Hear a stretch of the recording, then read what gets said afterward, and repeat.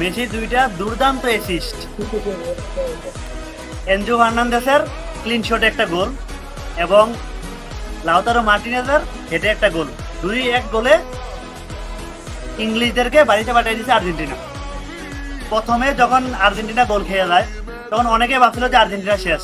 এটা মনে রাখতে হবে যে আর্জেন্টিনা কখনো সেমিফাইনালে হারে নাই, কখনো সেমিফাইনালে ওয়ার্ল্ড কাপে আর্জেন্টিনা হারা নাই, অবশ্যই ফাইনালে গেছে।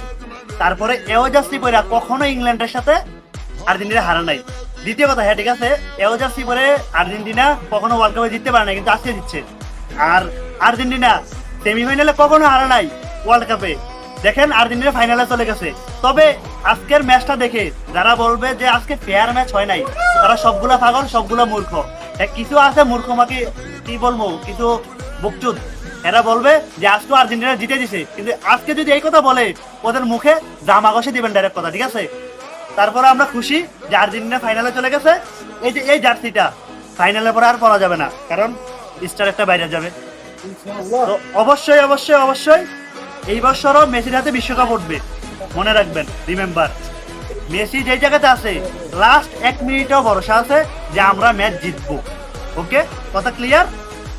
ব্রাজিলের ফ্যানরা রাগ করলা? এটা দেখো, এটা নামটা কার? মেসি।